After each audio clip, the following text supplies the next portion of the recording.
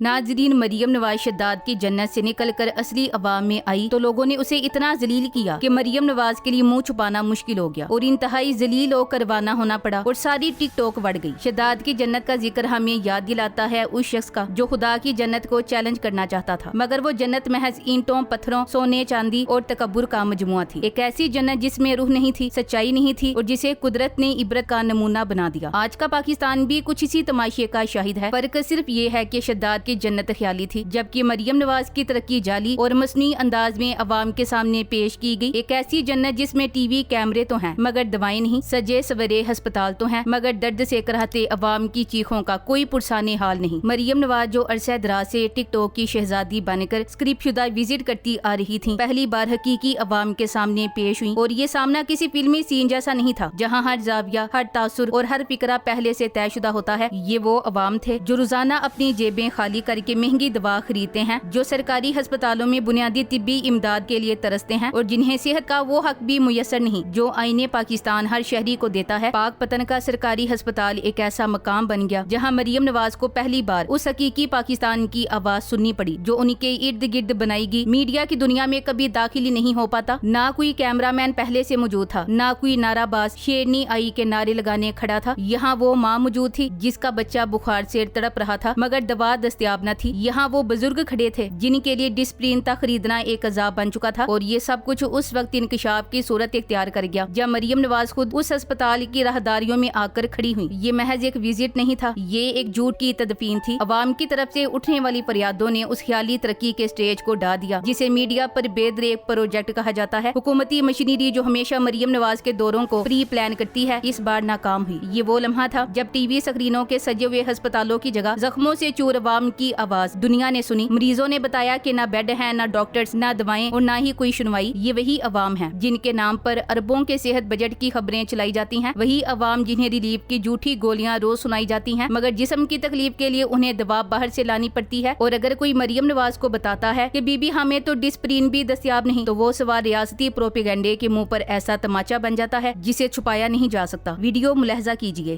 दवाइयाँ टोटल नहीं मिलती अस्पताल में, दवाइयाँ डिस्प्रिन नहीं मिलती। कल आज का मसला बड़ा, मैं काउंसलर हूँ, दवाई नहीं मिलती है जनाब, इथों बाहर मिलती है दवाइयाँ हमें नहीं सर। कल 10 स्प्रिन की गोली मैं बाहर मोहल्ले में हार्ट का मसला